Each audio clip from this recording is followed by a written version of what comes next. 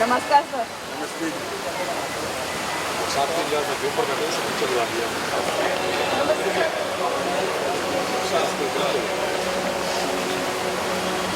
आगे रमेश, आगे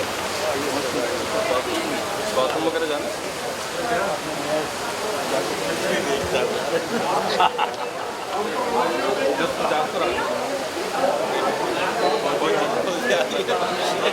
उत्सव त्याग का, उत्सव तपस्या का, उत्सव बलिदान का, उत्सव स्वतंत्र भारत में सांस लेने का। स्वतंत्रता दिवस की आप सभी को ढेरों शुभकामनाएं। स्वागत अभिनंदन हमारे आज के मुख्य अतिथि Shri Ramesh Agarwal, chairman Agarwal movers and packers limited. कृपया जोरदार तालियों से स्वागत करें। Doctor Nand Kishore Garg, founder, chairman and chief adviser METS, Shri Vineet Kumar Lohia, chairman METS and रेवर trust members. I also welcome Professor Meera Bali, Director Mains, Professor Rajni Malhotra Dhingra, Director Mains, Professor Sandeep Dorma, Director MABS, Professor S.S. Deshpal, Dean Mains, Professor Sachin Gupta, Dean R&I, Professor Harbhajan Bansal, Dean Management, all the faculty members, staff and students. आजादी के आंदोलन के इतिहास की तरफ आजादी के बाद के 79 वर्षों की यात्रा, भारतीयों के परिश्रम, इनोवेशन और उद्यमशीलता हमारे संकल्प का प्रतिबिंब है। आज यह वह भारत है जिसने संघर्ष से सफलता तक, स्वप्न से संकल्प तक और संकल्प से सिद्धि तक अद्भुत सफर तय किया है। ये क्या तो घोषणा है, अनफर्लिंग हो रहा है। वो दिन दूर नहीं जब माननीय प्रधानमंत्री श्री नरेंद्र मोदी जी के विकसित भारत 2047 के संकल्प, उनका स्वप्न जिसमें स्वतंत्र भारत को समृद्ध, आत्मनिर्भर और विश्व का अग्रणी राष्ट्र बनाने का लक्ष्य निहित है। आगाज करते हैं आज के इस महोत्सव का। राष्ट्रहित जीवन समर्पित, राष्ट्रहित तन मन, राष्ट्रहित धन धान्य मेरा, राष्ट्रहित चिंतन, राष्ट्रहित अनुरोध सारे, राष्ट्रहित गर्जन, राष्ट्रहित जीवन समर्पित, राष्ट्रहित तन मन। इसी पुनीत भावना से अनुरोध doctor Nand Kishore Garg, founder, chairman and chief adviser METS, और श्री विनीत कुमार लोहिया एवं अन्य ट्रस्टगण से कि वे हमारे मुख्य अतिथि Shri Ramesh Agarwal, chairman Agarwal movers and packers limited का स्वागत करते और निर्देश से करें। स्वागत अभिनंदन सर आपका।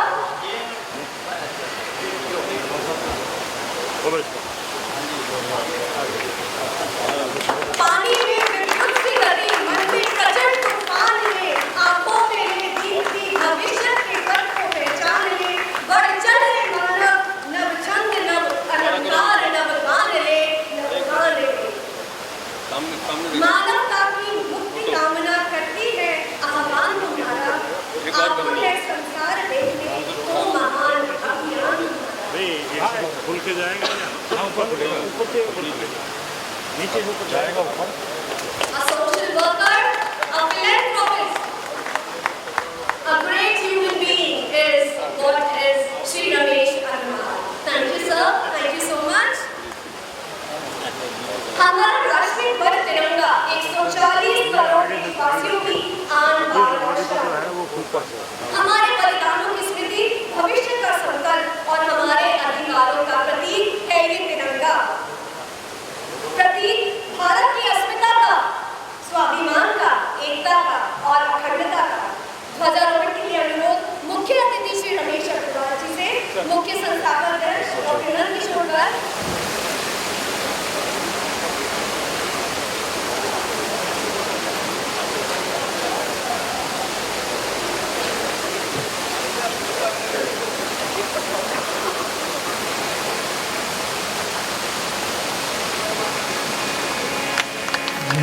गण मन अधिनायक जय हे भारत भाग्य विधाता।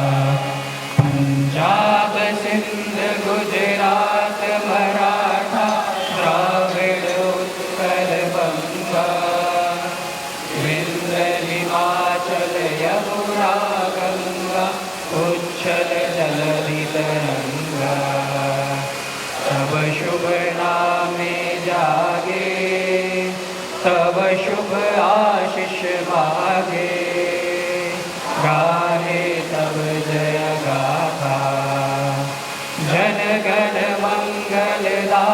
भारत जय हे भारत भाग्य विधाता जय हे जय हे जय हे जय जय जय जय हे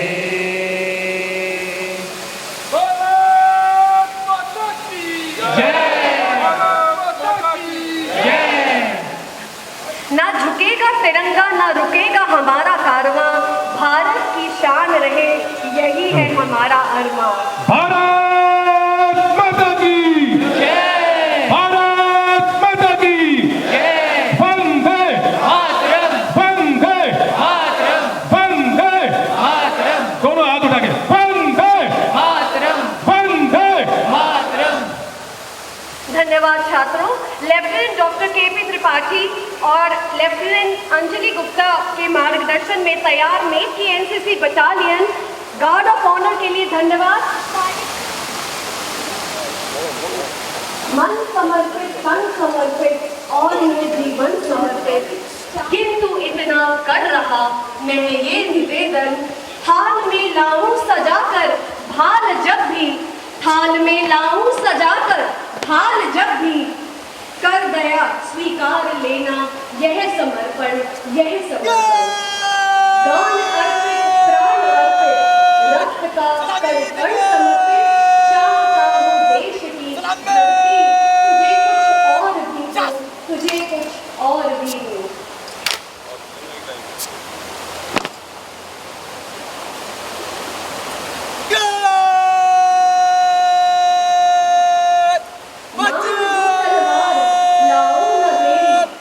बांध दो तलवार लाओ न देरी, बांध दो कसकर कमर पर ढाल मेरी, ढाल पर मल दो चरण की धूल थोड़ी, शीश पर आशीष की छाया मेरी, शीश पर आशीष की छाया मेरी।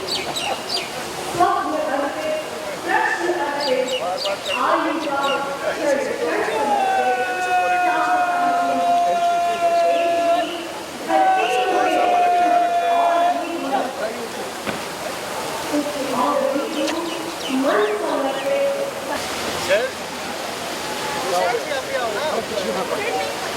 जी आओ।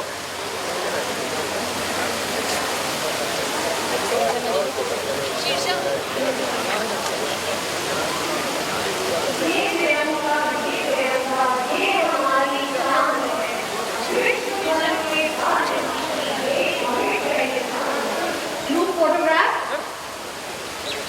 with the Guard of Honor team under the guidance of Lieutenant Dr. K.P. Tripathi and Lieutenant Anjali Gupta.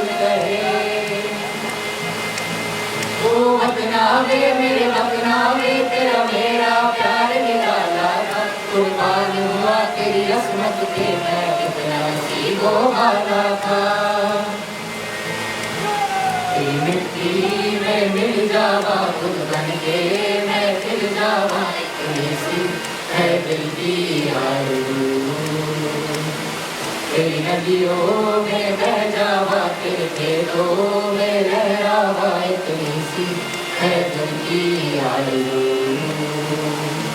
वो देश मेरे तेरी शान के सदके, कोई धन है क्या तेरी धूल से बढ़के, तेरी रूप से रोशन, तेरी हवा का जिंदा, तू बात है मेरा, मैं तेरा परिंदा। अपना ये दिन है आज का, दुनिया से जाके बोल दो, बोल दो। ऐसे जागो रे साथियों, दुनिया की आंखें खोल दो, खोल दो। लहरा दो, लहरा दो, सरकशी का परचम लहरा दो। गर्दिश में अपनी सरजमी का परचम लहरा दो, लहरा दो, लहरा दो। सरकशी का परचम लहरा दो। गर्दिश में अपनी सरजमी का परचम लहरा दो, लहरा दो, लहरा दो, लहरा दो, लहरा दो, लहरा दो, लहरा दो, लहरा दो, लहरा दो, लहरा दो, लहरा दो। सरकशी का परचम लहरा दो। गर्दिश में अपनी सरजमी का परचम लहरा दो। देशभक्ति से सराबोर आप सभी छात्रों का और डॉक्टर सुनील गोस्वामी जी का बहुत बहुत धन्यवाद। आप साधुवाद के पात्र हैं। उद्योगपति, प्रेरणादायक, समाज सेवी, सफल उद्यमी तथा राष्ट्रहित को सर्वोपरि मानने वाले व्यक्तित्व। आप Agarwal movers and packers limited के अध्यक्ष हैं। एक साधारण पृष्ठभूमि से अपने अथक परिश्रम, दूरदृष्टि और नेतृत्व क्षमता के बल पर उन्होंने न केवल एक सफल व्यावसायिक साम्राज्य खड़ा किया, बल्कि समाज सेवा को भी अपने जीवन का अभिन्न उद्देश्य बनाया है। आप वर्तमान में सेवा भारती दिल्ली के अध्यक्ष के रूप में समाज के वंचित एवं जरूरतमंद वर्गों के उत्थान हेतु निरंतर कार्य कर रहे हैं। शिक्षा, स्वास्थ्य, स्वावलंबन और सामाजिक सेवा के अनेक आयामों में आपका योगदान प्रेरणादायी है। ऐसे कर्मयोगी, राष्ट्रनिष्ठ एवं प्रेरणादायी व्यक्तित्व का हम हृदय से पुनः स्वागत एवं अभिनंदन करते हैं। अनुरोध सर से कि आप आए और हमसे अपने विचार साझा करें। तन समर्पित, मन समर्पित और यह जीवन भी समर्पित।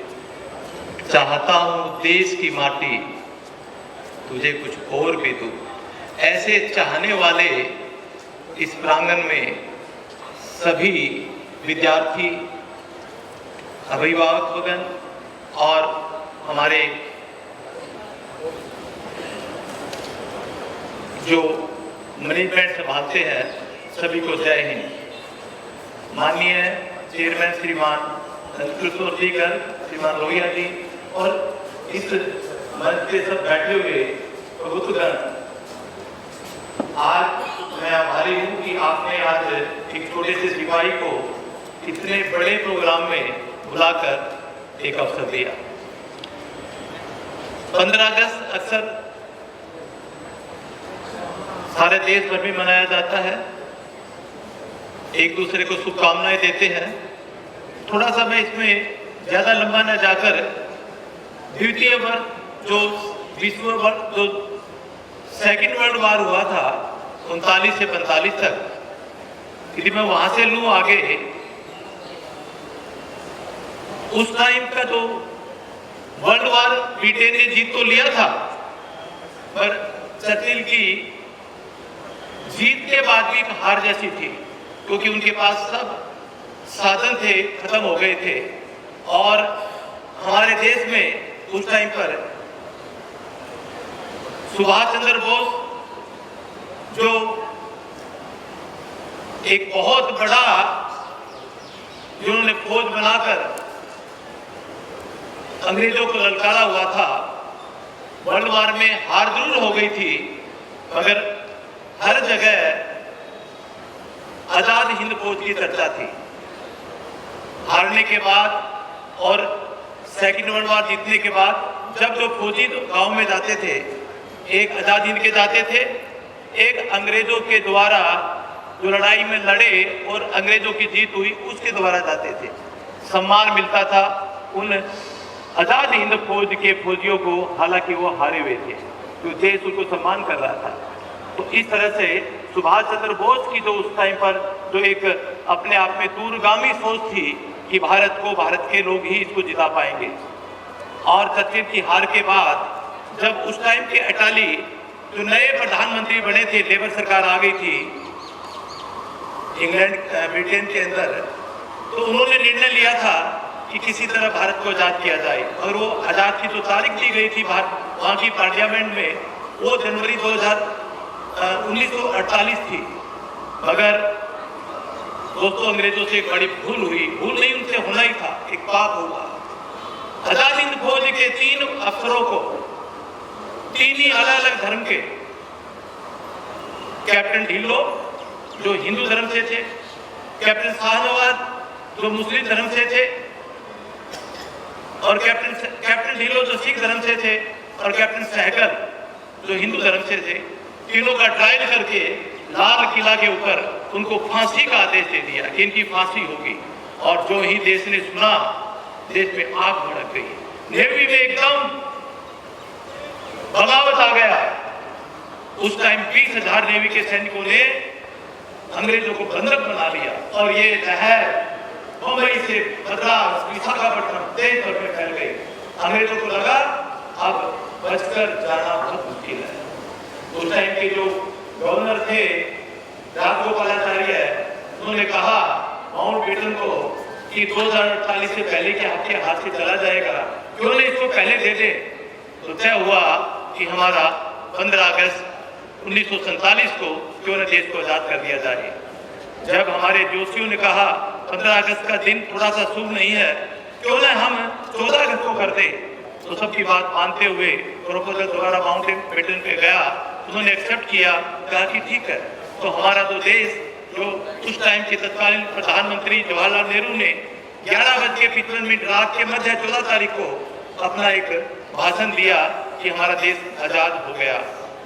और उसके बाद 15 अगस्त एक अपना प्रिंसेस पार्क के अंदर एक बहुत बड़ी सभा हुई, जिसमें अपना झंडा ऐसे जैसे आप नीचे से ऊपर लेके गए और ब्रिटेन का झंडा ऊपर से नीचे उतरा, ऐसा करके उत्सव मनाया गया। और उस टाइम पर 30,000 लोगों की आने की आस थी।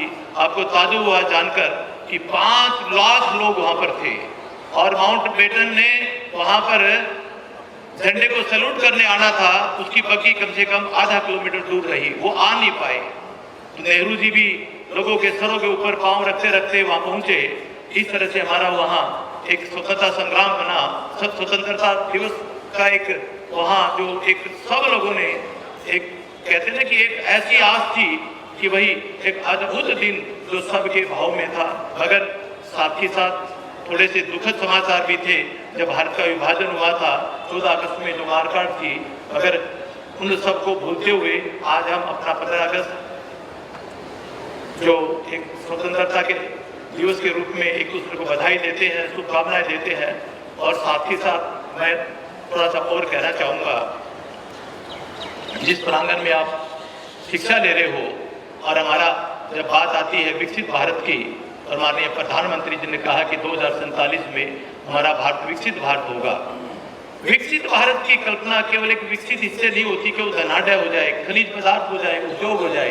विकसित का मतलब हम अपने चरित्रों में विकसित, हम मानवता में विकसित, हम हमारे आचरण में विकसित। तो विकसित का जो धन होता है, जो वैभव है, वो दोनों को मिलाकर होगा, तब जाके हम विकसित होंगे। तो हम जितने भी आज विद्यार्थी हैं, सबके मन में एक लक्ष्य होता है, एक विजन होता है। उस विजन को पूरा करने के लिए आप सब लोग एक मिशन बनाते हो, और मिशन जब पूरा होता है जब उसके साथ में एक मूल्य होता है, वैल्यू लगती है, वैल्यू। तो विजन की प्राप्ति मिशन के आधार पर और वैल्यू उनके साथ लगता है। तो युवाओं को मैं ये कहूँगा, जब तक हमारी वैल्यू, आपकी एक दृढ़ वैल्यू, आपकी एक निश्चित वैल्यू नहीं होगी, तो जो हमारा विजन होगा उसकी प्राप्ति का भी वो जो ध्येय है, वो जो विकसित भारत, वो नहीं हो सकता। तो मूल्य कोई ये नहीं कि बदलते रहते हैं, मूल्य एक अपने आप में धारण हो गया तो मान के चलो वो एक शिक्षा से भी बड़ी चीज है। यदि दोनों का समावेश करें कि 10% how you make it, 90% how you take it, तो मैं 90% तो केवल आपकी एजुकेशन मानता हूँ और 10% जो आपकी प्रोग्रेस के लिए और 10% ऐसा है जो आपको सबसे आगे लेके जाता है। दैट्स मूल्य। 2005 में हमारे उस टाइम के राष्ट्रपति डॉक्टर अब्दुल कलाम जी जब वो दिल्ली में राष्ट्रपति भवन में पहले आए थे तो गांव के लोगों ने कहा कि हम हमारे राष्ट्रपति से मिलने जाएंगे। रामेश्वरम से मदुराई ट्रेन में गए, बस में गए और मदुराई से वो ट्रेन में बैठकर दिल्ली आए। दिल्ली आकर 5 और 6 दिन रहे। ये मैं मूल्य की बात कर रहा हूँ सबको। 5-6 दिन रहने के बाद वो विदा हो गए और अपने माननीय राष्ट्रपति अब्दुल कलाम जी ने कहा अपने सेक्रेटरी को कि भाई इनका कितना खर्चा हुआ होगा। उन्होंने कहा कि बाबू ये खर्चे यहाँ सारे राष्ट्रपति भवन के जो खर्चे होते हैं ये खर्चों में जाते हैं, तो आपको इसकी चिंता करने की आवश्यकता नहीं। उन्होंने कहा कि चिंता तो नहीं है पर जानकारी के लिए बताओ तो सर क्या खर्चा हुआ होगा। उस टाइम पर उनके 5-6 दिन रहने के 52 लोग जो आए थे उनका खर्चा जो निमित हुआ था वो 3,52,742 रुपये हुआ था। अब्दुल कलाम जी ने अपना चेक बुक मंगाई और 3,52,000 का चेक देकर कहा कि ये मेहमान मेरे थे, ये देश के नहीं थे। जब देश के मेहमान होंगे तो देश का खर्चा होगा और मेरे मेहमान तो खर्चा मैं भुगतूंगा। वो व्यक्ति के वैल्यू थे। एजुकेशन के साथ पद तो मिल जाता है और नाम मिलता है उसकी वैल्यू के हिसाब से। ऐसे हमारे अब्दुल कलाम जी का जवाब मैं इस मन से भी नाम ले रहा हूँ, उस वैल्यू के कारण ले रहा हूँ कि वो राष्ट्रपति थे, इस वजह से नहीं। तो वैल्यू एक ऐसी चीज होती है उसमें कंप्रोमाइज नहीं होता। चाहे आप एजुकेशन करो, चाहे आप आगे बढ़कर व्यापार करो। आपने नाम सुना होगा एक फैक्ट्री है रिलैक्सो चप्पल, बड़ा नाम होगा, थोड़ा सा उसके मालिक है। एक दिन उनसे मुलाकात हुई, मेरी कई बार आदत है ज्ञान बांटने की। मैं कहता कि साहब आप इतना बड़ा काम कर रहे हो तो जूतों के नाम पर चमड़े के जूते भी बनाऊंगा तो नाम हो जाएगा और बड़ा मार्केट है हिंदुस्तान का। उन्होंने कहा कि ये किताब देखो। किताब में पढ़ने को मिला कि मेरे दादाजी ने कहा था कि हाँ मैं किसी का हमारे कारण वध ना हो, यदि मैं चमड़े के जूते बनाऊंगा तो उसको का वध करना पड़ेगा और वध करना पड़ेगा तो फिर मेरी वैल्यू खत्म हो जा रही है। तो वैल्यू के सामने मेरा व्यापार, मेरे सामने कुछ भी नहीं है। तो दोस्तों वो उनकी वैल्यूज है जो आज हम चर्चा कर रहे हैं। तो जो वैल्यू जो है वो अंदर बैठ जाती है जिसके कारण उसको कोई रोक नहीं सकता। मैं मेरे बारे में बताऊं, जब भारतीय वायुसेना में भर्ती का मेरे को जब कॉल लेटर आ गया, मेरे दोस्तों ने मेरे को विदाई दे दी और कल अगले दिन से मेरे को जाना था। मैं 1980 से 1986 6 साल भारतीय वायुसेना में रहा। करगिल, द्वाइस, लेह, लद्दाख, अवंतीपुरा, बारामूला -18 -22 डिग्री में मेरा रहने का मौका मिला। मेरे को मजबूती मिली और उस मजबूती के कारण मैं कह सकता हूँ कि आज एक जवान फौजी आपके सामने खड़ा है। जब वहां से कॉल लेटर आने के बाद मेरा सूटकेस जमा कर, क्योंकि हम गांव में रहते थे हरियाणा में, हिसार में, और 2-4 घंटे के बाद जाना था। पिताजी ने कहा कि एक गांव में एक रिटायर्ड सूबेदार है, पूछ के आता हूँ कि बेटे को क्या देना होगा जब ये फौज में जा रहा है। तो जल्दी माँ कुछ लड्डू बना देती है, पिताजी कहता है कि भाई घी ले जाओ, देसी घी। तो जब पूछ कर आया वहां से, बोला किसका बेटा जा रहा है? रामेश्वर सरपंच नाम था उसका। तो रामेश्वर से जब पिताजी ने पूछा, बोले मेरा बेटा जा रहा है। बोला तुम्हारा बेटा? तुम्हारे गाँव में तो कभी प्याज लहसुन नहीं खाया जाता और तुम्हारा बेटा फौज में जा रहा है, वहां तो मांस मदिरा सबका सेवन करना पड़ेगा, कैसे पॉसिबल होगा? पिताजी ने अगली बात सुनी नहीं जी, तू चप्पल हाथ में ली, जूते हाथ में लिए और भाग कर आया। बोला अपना सूटकेस रख दो, नहीं जाना। बोला बाबू जी बात क्या हो गई? बोला भैया वहाँ अपना वो नहीं है, अपन नहीं रह सकते फौज के अंदर। मैंने सोचा कि कुछ ना कुछ इनको हट तो हुआ है। मैंने फिर पूछा कि बाबूजी आखिर में बात क्या है, क्यों नहीं जाना? बोला भाई वहाँ तो मांस मदिरा चलती है और अपने घर में तो कई पीढ़ियों से मांस मदिरा का नाम भी नहीं लेते। मैंने उनका दुख समझ लिया। मैंने 30 सेकंड आँख बंद करी और पाँव छूकर बोला, बापूजी कहते थे हम, बापूजी तुम्हारा बेटा आज आपके सामने कसम खाता है, मांस मदिरा का सेवन तो छोड़ दो, हाथ भी नहीं लगाऊंगा। पिताजी ने ऊपर देखा, बोला बेटा जा। और वो दिन है आज तक जो वैल्यू जो पिताजी ने डाल दी अंदर एकदम बैठ गई। तो मैं आज ट्रांसपोर्ट के नाते से होता हुआ भी सब ट्रांसपोर्ट में भाई जरूर कहीं ना कहीं सेवन करते होंगे। वो कहते हैं रमेश कब जाएगा ताकि हम अपना काउंटर खोले। यानी कि एक वैल्यू आपको कहाँ से कहाँ खड़ा कर देती है। और फिर मैं एयरफोर्स की बात बताऊं, जब एयरफोर्स के अंदर 1984 या 85 की बात थी, एक बहुत बड़ी पार्टी वहाँ करगिल ख्वाहिश में क्या होता है कि ये शराब फ्री मिलती है, तो लोग शराब पीते भी हैं और उससे नहाते भी हैं, मतलब बड़ी पार्टी करते हैं। और उसके बाद 2 दिन की छुट्टी हो जाती है। तो 100-200 की पार्टी थी लोगों की, मैं भी पार्टी में शरीक था। तो सब लोगों ने कहा कि रमेश आज तो कोई फर्क नहीं पड़ता। मतलब भाई मैं आपको जब सब लोग गिरोगे तो कौन उठाएगा, एक व्यक्ति तो छोड़ दो भाई। तो लास्ट में 5-6 लोगों ने थोड़ी थोड़ी पीने के बाद 3-4 ने मेरे पाँव पकड़े, 3-4 ने हाथ पकड़ा, बोला आज तो तुम्हारे को पिला कर मानेंगे। और एक ने पशुओं की तरह मुंह खोला, एक मगा लिया, मैं मग मुंह में डाल दूँ। और मैं वो दिन याद है उनका हाथ ऐसे काटा था, पूरा खून आ गया, मांस बाहर आ गया। और मैंने कहा कि अब तक तो तुम्हारा मांस निकाला हूँ और यदि मेरे को शराब चखा भी दिया तो जान से मार दूंगा। वो दिन है कि एयरपोर्ट में ऐसी तूती बोल गई कि भैया इसके पास शराब की बात मत करना, ये जान से मार देगा। यानी कि कहने का मतलब यह है कि आपकी जो वैल्यू जो आपने आप में जो एक मन से ढाल लोगे तो कोई ताकत नहीं है कि आपकी वैल्यू, और वो ही वैल्यू आपको कहां से कहां ले जाती है। चाहे आप विद्यार्थी रूप में हो, चाहे आप IAS बनो, ब्यूरोक्रेट में जाओ, चाहे आप कहीं सेना में जाओ, चाहे आप कोई विदेश में व्यापारी बनो। हमने जब वहां संभालने के बाद एक व्यापार संभाला तो व्यापार में फिर माननीय नंद किशोर जी जैसे गर्ग जी जैसे हमारे को बड़े भाई मिले, तो उन्होंने भी हमारे को एक पाठ पढ़ाया। MDA मसाले वाले से मेरा मिलना हुआ था, भाषा जी थे, तो उन्होंने एक बात कही थी कि हम जो व्यापारी हैं तो हमारे घरों में हमारे जब अपने पीटर सेंटर पे कोई ग्राहक आता है तो आप मानो भगवान है, क्योंकि ग्राहक देव भव। ये हमारी व्यापार की जब मेरे को वैल्यू सिखाई गई और मैंने इसको अपना ध्येय वाक्य मान लिया और अपना धर्म के साथ जोड़ दिया कि मेरे लिए वो जो मंदिर वाला भगवान तो पता नहीं कब सुनेगा, मगर जो डेली मेरे दफ्तर में पैसे लेकर आता है एक ग्राहक, वो रियल में मेरा भगवान है। ध्येय वाक्य के देव भव। और इस काम के ऊपर हमने काम किया और उसका इतना बड़ा रिजल्ट आया। आज सारे देश भर में 1,72,000 लोग शिफ्ट करते हैं। और आपको ताजुब होगा जानकर यदि आप किसी जगह फोन कर लेंगे तो ग्राहक को ही देव मानते हैं। ऐसा हमारा देव आकर ऐसा हमको चलते हैं। थोड़ी सी घटना बताऊंगा। एक बार एक बॉम्बे से आपने श्री राम ग्रुप, उषा ग्रुप का नाम सुना होगा, DCM का नाम सुना होगा। उनके घर से एक उनकी पत्नी एक संदूक बायकला एग्जीबिशन ग्राउंड बॉम्बे से उन्होंने मोल लिया था 1,08,000 रुपए का, पीतल की जड़ाऊ का, जो हमारी दादी माँ के पास होता था। पुराने लोग उसको समझ जाएंगे। और उन्होंने कहा कि दिल्ली में हमारे लिए ये वहाँ भिजवा दो। कर्नाट प्लेस में गाँव का घर है और संदूक वहाँ पर हमारे लोगों ने बुक करके एक गाड़ी में डाल दिया। उदयपुर आकर वो गाड़ी एक्सीडेंट हो गई। संदूक के 10-12 टुकड़े बन गए। अब संदूक का इंश्योरेंस था। दिल्ली वाले कार्यकर्ता जो हमारे थे, जो कर्मचारी थे, उनको कहा गया कि मैडम को जाकर ये कहो कि संदूक आपका एक्सीडेंट में टूट गया और ये फार्म भर दो क्लेम के लिए।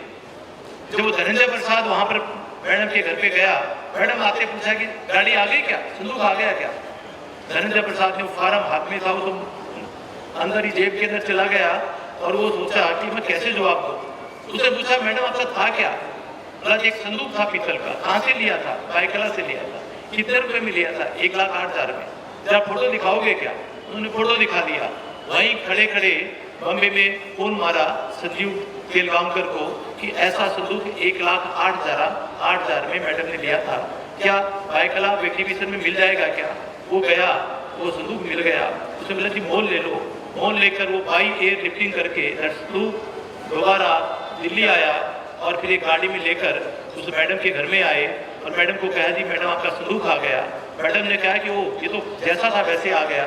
हमने कहा कि मैडम वो जैसा था वो नहीं है, ये दूसरा संदूक है। आपके संदूक की तो ये फोटो है जिसके 8 टुकड़े हो गए, उसका तो मर्डर हो चुका था। शी वॉज क्राइंग, उसके खुशी के सहन नहीं कर पाई, उसकी आंखों में आंसू थे। उन्होंने कहा कि मैंने बहुत ट्रांसपोर्टर देखे हैं पर ऐसा ट्रांसपोर्टर पहली बार देखा। तो words they have given to us कि you are not only goods carrier, you also carrying emotions. तो उस दिन हमारी कंपनी का नाम इमोशंस कैरियर बना और आज उस इमोशंस कैरियर के कारण आज हम खड़े हैं, यानी एक वैल्यू के कारण खड़े हैं। अदरवाइज आप लोग आते हैं, धंधे में चले जाते हैं, मगर एक ध्येय वाक्य होता है आपका कि चाहे कैसा भी जीवन मेरे को कुछ भी हो, मैं उसमें कहीं भी हिलूंगा नहीं, डुलूंगा नहीं, अड़िग रहूंगा। तो यही वाक्य यही बात करते हुए मैं सबको दोबारा स्वतंत्रता दिवस की शुभकामनाएं, बधाई, जय हिंद बोलता हूं 3 बार। एक बार सब लोग जो बैठे हैं बैठे भी बोल सकते हैं, खड़े हैं तो खड़े भी बोल सकते हैं, और मोदी जी तक या हमारे राष्ट्रपति भवन तक आवाज चली जाए। जय हिंद, जय हिंद, जय हिंद, जय हिंद।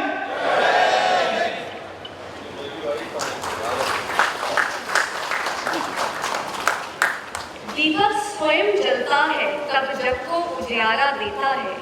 जो स्वयं संघर्ष करता है वही दूसरों को मार्ग दिखाता है। और आपकी जीवन यात्रा इस बात का सशक्त उदाहरण है sir. You have rightly said 10% is how you make it and 90% is how you take it. Build your own values. Values are non-compromising. निश्चय ही राष्ट्र निर्माण का कार्य केवल सीमाओं की रक्षा करने वालों का ही नहीं बल्कि प्रत्येक नागरिक का दायित्व है। सर आपके लिए कुछ पंक्तियां कहना चाहूंगी। आभार उन चरणों का जो पथ दिखाकर चले गए, आभार उन शब्दों का जो मन में दीप जला गए, जो मन में दीप जला गए। Up next we have with us our chairman Shri Vineet Kumar Lohia ji, requesting sir to please come on the dais for sharing his values.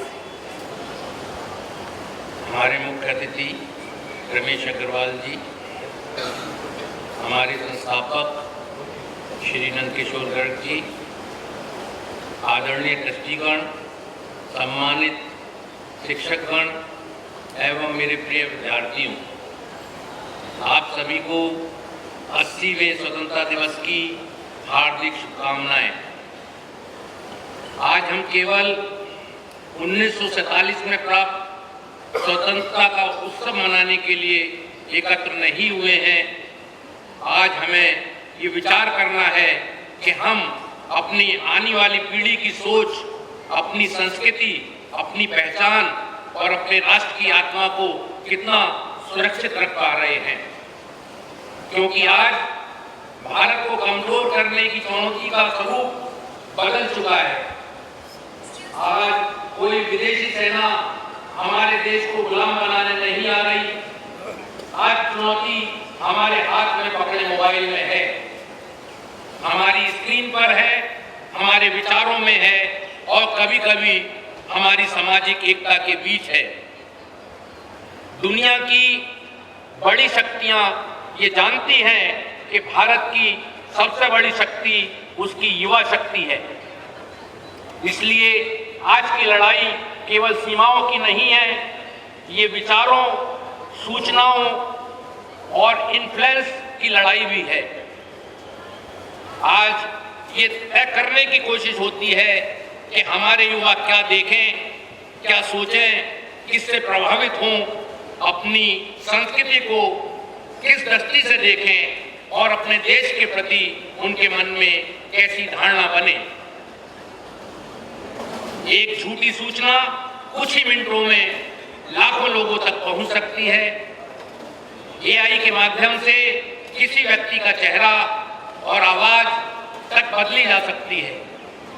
Social media की व्यवस्थाएं हमें बार बार यह वही दिखाती हैं जो हमें पसंद आता है और धीरे धीरे हमारी सोच को एक सीमित दायरे में बंद कर देती हैं। इसलिए मेरे प्रिय विद्यार्थियों, हर तेजी से फैलने वाली वायरल बात सत्य नहीं होती। हर विदेशी प्रचार प्रगतिशील नहीं होता। हर पश्चिम जीवन शैली मॉडर्न नहीं होती और अपनी संस्कृति से जुड़ा होना कोई पिछड़ापन नहीं होता। हमें दुनिया से विज्ञान लेना है, तकनीक लेनी है, नवाचार सीखना है, प्रबंधन सीखना है, लेकिन अपनी पहचान की कीमत पर नहीं। हमें दुनिया के साथ कदम से कदम मिलाकर चलना है, लेकिन ये निर्णय हमारा होना चाहिए कि हम कौन हैं और हमें क्या करना है। आज भारत को कमजोर करने का सबसे आसान तरीका है युवा को युवा से लड़ाना, जाति को जाति से लड़ाना, धर्म को धर्म से लड़ाना और भारतीय को भारतीय के विरुद्ध खड़ा कर देना। इसलिए हमारी सबसे बड़ी शक्ति है राष्ट्रीय एकता। आज भारत अंतरिक्ष विज्ञान, एआई, सेमीकंडक्टर, स्टार्टअप, रक्षा तकनीक और अनेक आधुनिक क्षेत्रों में तेजी से आगे बढ़ रहा है। लेकिन विकसित भारत केवल आर्थिक आंकड़ों में से नहीं बनेगा। विकसित भारत तब बनेगा जब उसके युवा ज्ञानवान होने के साथ चरित्रवान, तकनीकी रूप से सक्षम होने के साथ संस्कारवान और महत्वाकांक्षी होने के साथ राष्ट्र के प्रति जिम्मेदार होंगे। मेरे प्रिय विद्यार्थियों, आपके हाथ में केवल मोबाइल नहीं है, आपके हाथ में भारत का भविष्य है। आप जो देखते हैं, जो पढ़ते हैं, जिस विचार को आगे बढ़ाते हैं, अपने देश और समाज के बारे में जिस प्रकार बोलते हैं, ये सभी राष्ट्र निर्माण का हिस्सा है। इस स्वतंत्रता दिवस में मैं आपसे कुछ संकल्प चाहता हूं। हम किसी भी विदेशी विचार के अंधे अनुयायी नहीं होंगे। हम किसी भी विचार के अंधे समर्थक नहीं बनेंगे। हम अपनी संस्कृति और अपनी विरासत पर गर्व करेंगे। हम किसी भी सूचना को स्वीकार करने से पहले उसकी सत्यता जांचेंगे। हम तकनीक का उपयोग करेंगे, लेकिन तकनीक को अपने ऊपर हावी नहीं होने देंगे और भारत की एकता को अपने व्यक्तिगत मतभेदों से कभी कमजोर नहीं होने देंगे। याद रखिए, सीमा पर खड़ा सैनिक भारत की रक्षा करता है, लेकिन कक्षा, प्रयोगशाला, उद्योग और कार्यस्थल में ईमानदारी से अपना कर्तव्य निभाने वाला युवा भारत को शक्तिशाली बनाता है। आज मेरा संदेश जो है बहुत स्पष्ट है। भारत को केवल स्वतंत्र बनाए रखना पर्याप्त नहीं है।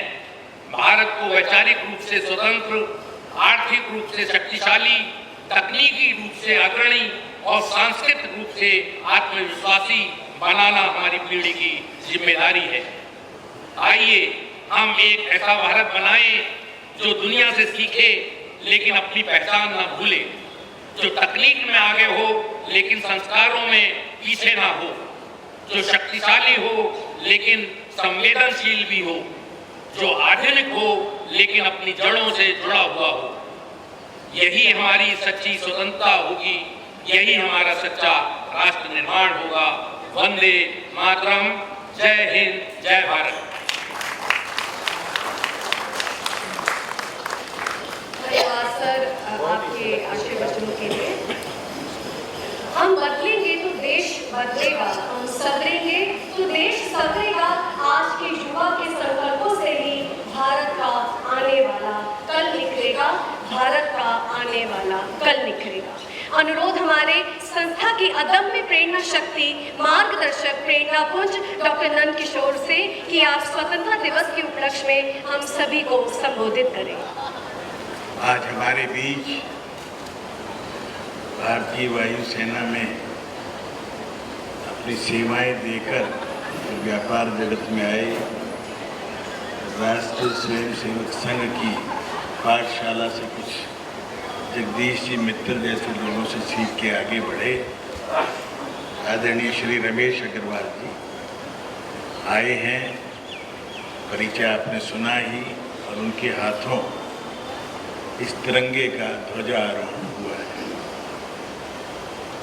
रमेश जी की ड्रेस मेरे ही सुझाव पे इन्होंने पहननी शुरू की, टोपी वाली, और इनको उदाहरण दे के मैंने बताया था कि MDH के महाशय जी जैसे अपना विज्ञापन स्वयं करते हैं, रमेश जी आप अपना एक स्पेशलिटी बन जाएगी। इन्होंने मेरे सुझाव को माना, और कितना अच्छा लगता है कि एक वायुसेना की ड्रेस में।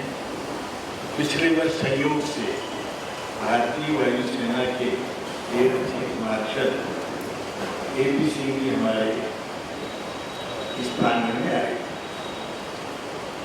एयर मार्शल AP सिंह जिस विद्यालय में मैं पढ़ा उसी विद्यालय के विद्यार्थी थे। उनके आने से एक बड़ा अंतर आया।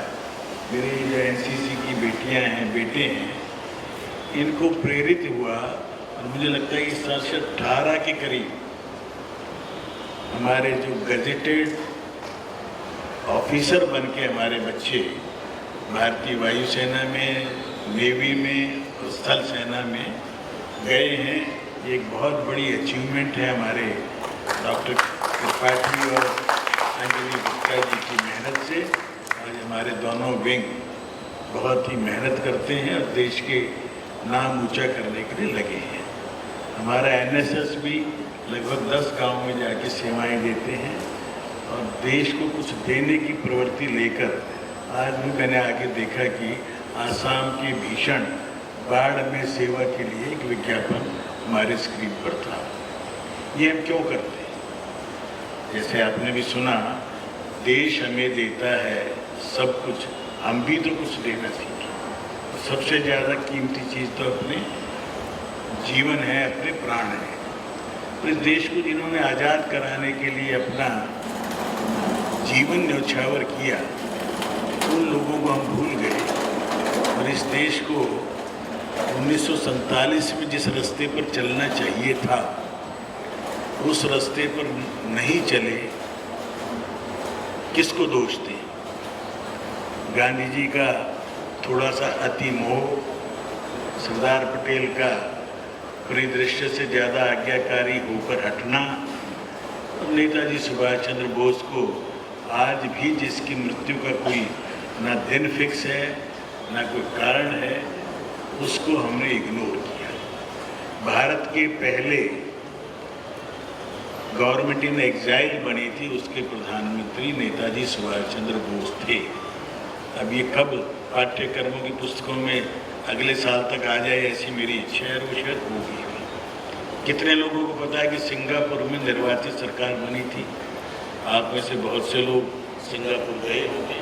कितनों ने देखा है वहाँ पर उस निर्वाचित सरकार को? उसको रिकग्निशन मिल गई थी 10-12 देशों से, अपनी मुद्राएं थी, अपना हमारा ध्वज था, और अपना सब कुछ होकर भी नेताजी सुभाष चंद्र बोस को पीछे करने के लिए, जबकि उनका ये माना जाता है कि वो रशिया में थे, विजय लक्ष्मी पंडित जी भी उनसे मिली थी, उन्होंने नेहरू जी के सामने कुछ बोलने की कोशिश की तो नेहरू जी ने उनकी साड़ी खींच के चुप कराने की कोशिश की। क्यों? इस देश को सच्चा इतिहास कब बताया जाए? अभी बताया 14-15 की रात को देश को हमें स्वतंत्रता मिली। कहीं शब्द नहीं है स्वतंत्रता। अंग्रेजों ने ट्रांसफर ऑफ पावर का शब्द यूज किया है। हमें केवल सत्ता का हस्तांतरण हुआ, और वो भी किस कीमत पर? पहले हमारे 2 बाजू भारत माँ के काटे गए, पश्चिमी पाकिस्तान और पूर्वी पाकिस्तान के नाम से, और एक लहू लुहान देश जिसमें करोड़ों लोग इधर से उधर जाना पड़ा।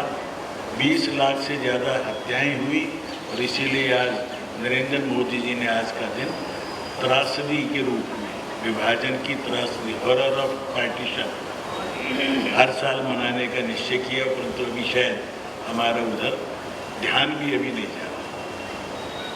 मेरे जैसे ऐसे हजारों लाखों परिवार पश्चिमी पाकिस्तान से आए थे, सब कुछ छोड़कर आए थे, इस उम्मीद पर आए थे कि शायद 2-4-6 महीने में हम वापस आकर अपने घरों में रह पाएंगे।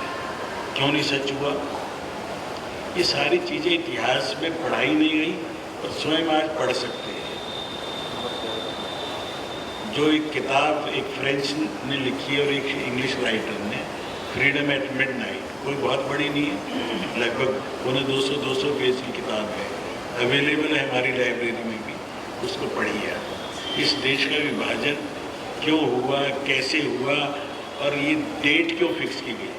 रमेश जी ने थोड़ा इशारा किया था, जून 48 में आज़ादी मिलनी थी, सच है, तो पहले क्यों मिली? क्योंकि उनको बता दिया था माउंटबेटन, उस सेनाओं के प्रमुख थे जिन्होंने जापान को परास्त किया, और वो परास्त करने की डेट थी 15 अगस्त। उस डेट को मनाने के लिए श्रीमान जी ने भारत को आज़ादी देने की डेट 15 अगस्त रखी, और हमारे प्रधानमंत्री, प्रिय प्रधानमंत्री, जिन्होंने उनकी धर्मपत्नी से थोड़े से मेल मिलाप के कारण इस देश को इतने ज़्यादा झटके दिए, इतने ज़्यादा उसको अपने झंझटों में डाला कि वो भी इतिहास में लिखित है, और लिखित भी प्रामाणिक ढंग से है। थोड़ा थोड़ा पढ़िए, सब तो नहीं पढ़ सकते। 10,000 ये विद्यार्थी 2-4-5 पढ़िए, औरों को फिर बताइए, सोशल मीडिया पे भी डालिए कि इस देश को कैसे कर्णभाग मिले थे, और वो काम जो 1947 में हो सकता था, नया नया जज्बा था, नया नया जोश था, आज़ादी के कारण से सब लोग काम करना चाह रहे थे, एक कर्मठता को धीरे धीरे कैसे शून्यता की तरफ लेके गए, कैसे पहले एक रशियन मॉडल पर चला देश, और जब थक गए तो 1990 में आके एकदम हम अमेरिकन मॉडल पे चले गए। परंतु इस देश के ऋषि, इस देश के संतों ने, स्वामी विवेकानंद जैसे लोगों ने, और ऐसे बहुत से लोगों ने, दीनदयाल उपाध्याय जी ने जो एक लिखा था कि हमारा विकास का मॉडल हमारा अपना होगा, उस मॉडल के अंदर श्रम को बढ़ावा देंगे, अपने लोगों को अधिक से अधिक काम करने के हाथों को अवसर मिलने चाहिए। इस देश का दिमाग और इस देश का हाथों के काम से हमारे विनीत कुमार लोहिया जी आज हज़ारों करोड़ रुपए का एक्सपोर्ट करते हैं, छोटे छोटे कारीगरों से बनवाकर, और अमेरिका और यूरोप में भेजते हैं। क्योंकि इस देश में 2 ही चीज़ें हैं हमारी, जो हमारे हाथों से काम, हमारी जो सफाई से करते हैं, ऐसा कपड़ा बनाते थे कि अंगूठी से निकल जाए, कितना बारीक कपड़ा था।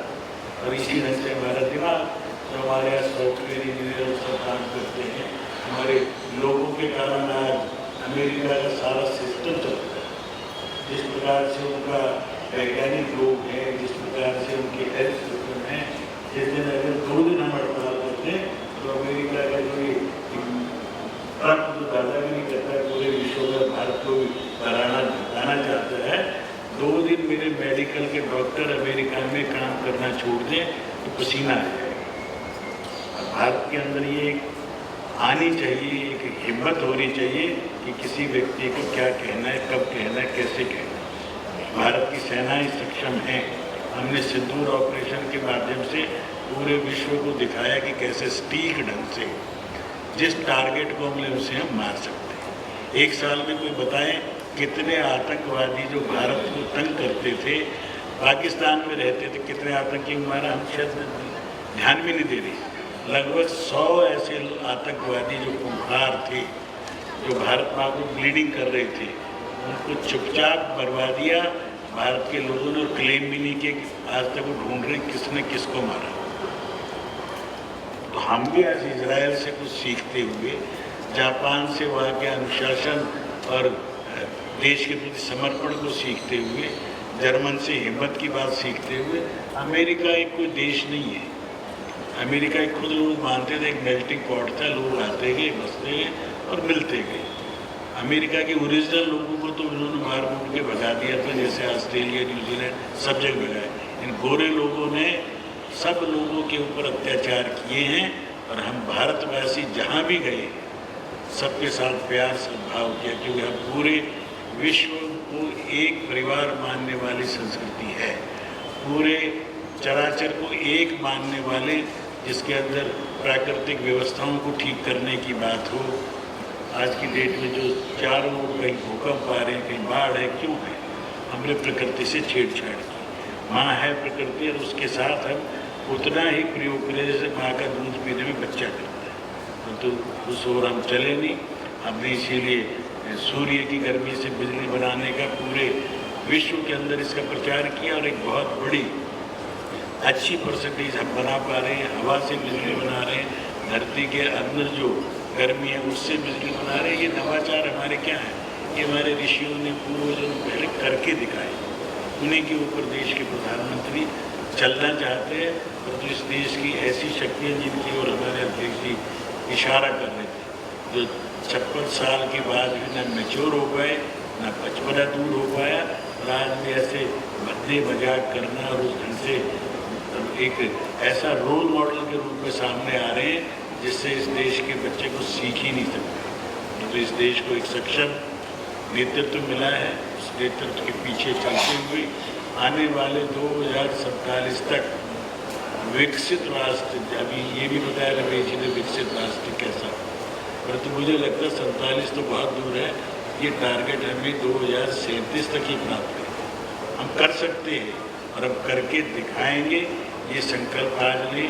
अपने शहीद भगत सिंह, राजगुरु, सुखदेव, इनको भी याद करते हुए, वीर सावरकर को याद करते हुए, जिनके कारण इस देश के लोगों ने, नौजवानों ने अंग्रेजों की फौज में गए और वहाँ से जैसा इशारा कि 30,000 नेवी ने जब विद्रोह किया तो अंग्रेज कांप गए थे और अपने टारगेट से भी 1 साल पहले छोड़ के भाग गए थे। ऐसे वीरों को, शहीदों को नमन करते हुए आने वाले समय में हम अपना 100% आउटपुट दें। जिसको भी जो दायित्व मिले उसको अपना समझ के पूरा करें। कि 10,000 विद्यार्थी आज देश को बहुत बड़ी हम अपनी कोशिश कर रहे हैं आगे बढ़ने की, आगे देने की। हमारे संस्थान ने भी इस साल लगभग हमारे स्टाफ को, छोटे से छोटा स्टाफ और बड़े से बड़े तक सबकी इस बार हमने, अभी त्रिपाठी जी मुझे कल ही बता रहे थे, आप लोग जो करते जा रहे हैं इससे तो हम साल का बजट हमारा बहुत बढ़ जाएगा। और बजट बढ़ेगा नहीं, ये हमारा इन्वेस्टमेंट है हमारे स्टाफ के ऊपर। जो स्टाफ आज भी 22,000 24,000 ले रहा, आज की महंगाई के युग में कैसे काम करता होगा, उन सबका ध्यान करते हुए, सबके प्रमोशन इत्यादि करते हुए हम लोगों ने पिछले 10-15 को कोशिश की है कि हमारा ये जो परिवार है, इस परिवार में हमारे डायरेक्टर, तीनों और सारा स्टाफ, पीएन से लेकर सभी मेहनत करते हैं। सबका समय पे सब चीज़ें हों। कोरोना काल में भी एक दिन भी हमने सैलरी किसी की लेट नहीं की थी, किसी की कोई दिक्कत ना हो। और परिवार में आज भी किसी की दिक्कत हो, किसी को कोई भी किसी कारण से देहांत होता है तो हमें दुख होता है। अभी हमारी एक अच्छी टीचर थी, कैंसर के कारण बीच में नहीं है, तो हमने उसी दिन तय किया कि सब महिलाओं का कैंसर का टेस्ट कंपलसरी कराकर, जिससे 10 साल पहले पता चले, आज है वो चीज़ें। तो रजनी जी को और हमने माली जी को कहा है कि सबका वो मेडिकल फुल चेकअप कराएं, और जिसकी जो भी आवश्यकता हो मेडिकल की वो पूरी नीड हम पूरी करेंगे।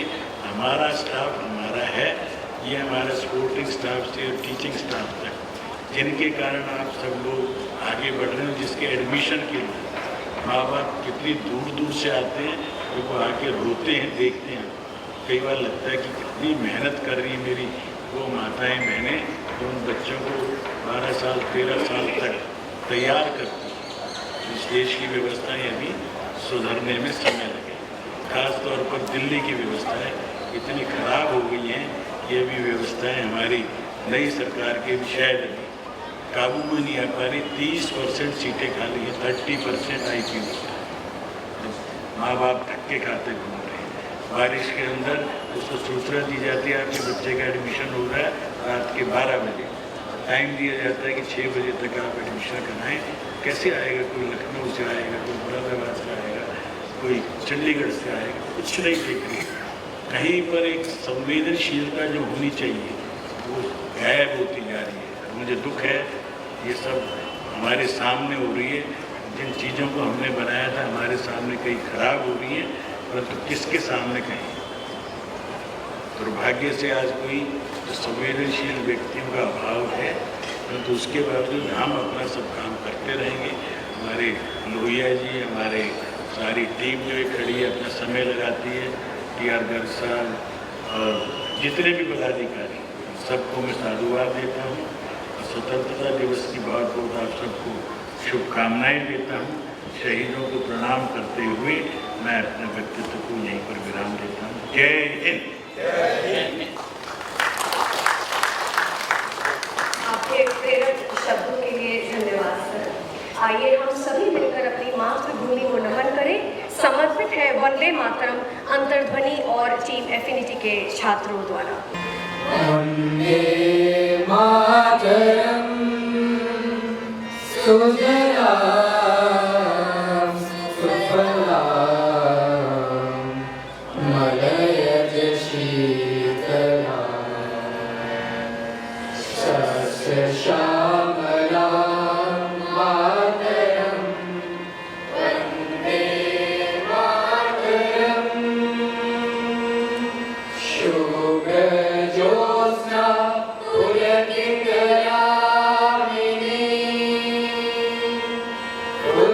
फुल्लकुसुमिता द्रुमदलशोभिनी सुहासिनी सुमधुरभाषिणी सुखदां वरदां मातरं वन्दे मातरम्। कोटि कोटि कंठ कर कर निनाद कराले, कोटि कोटि भुज धृत कर कर वाले, अबला के हमारे लोगों बहुबल धारिणे नमामि तारिणे रिपुदल वारिणे मातरम वंदे मातरम।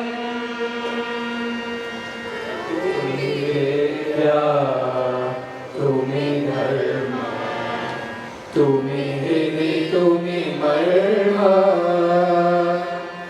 त्वं हि प्राणा शरीरे बाहुते त्वमिमा शक्ति हृदये त्वमिमा भक्ति तोमरोहि प्रतिमा गौरी मंदिरे मंदिरे वंदे मातरम। त्वं हि दुर्गा दश प्रहरण धारिणी कमला कमलदल विहारिणी वाणी वेद्या दायिनी नमामि त्वां नमामि कमला कमला अतुला सुजला सुफला मातरम वंदे मातरम। श्यामलां सरलां सुस्मितां भूषितां धरणीं धरणीं मातरं वन्दे मातरं वन्दे मातरं वन्दे मातरम्।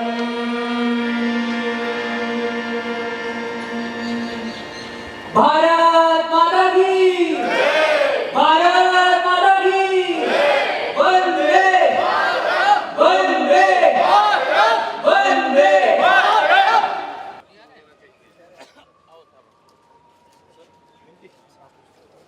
आओ जी।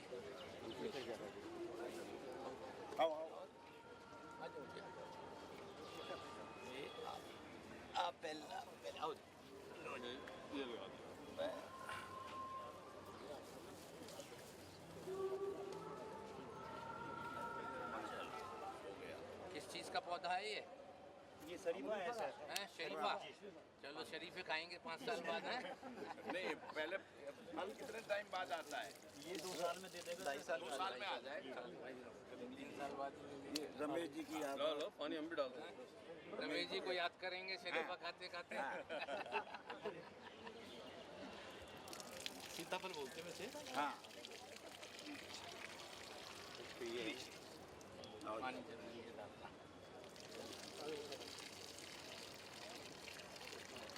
आओ तुम। सब शहीद ही थे हमारे। सर आप लगे। हाँ आ गया सब। और ये भी शरीफे का है क्या? पानी जो शरीफा लगता तो ये पत्ते के हिसाब से तो। हाँ जी माली जी, ये शरीफे का ही है। और तीसरा वो इंसुलिन है सर, शुगर का। हाँ इंसुलिन का पेड़ भी आता है क्या? रेसी से लगा। सर को पकड़ा भी, सबको पकड़ा भी।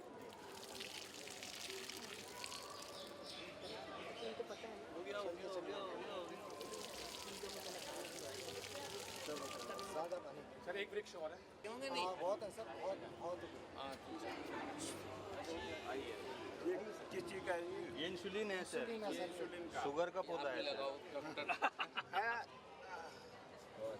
प्रधान बनना है आपको।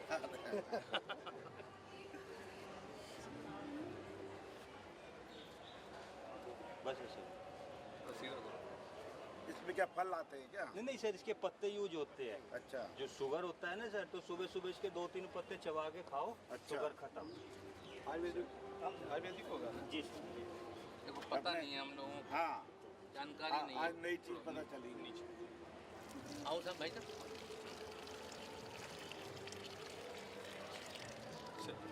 बहुत सारे विश्व का कल्याण कर देगा, नहीं तब तक कामयाब होगा।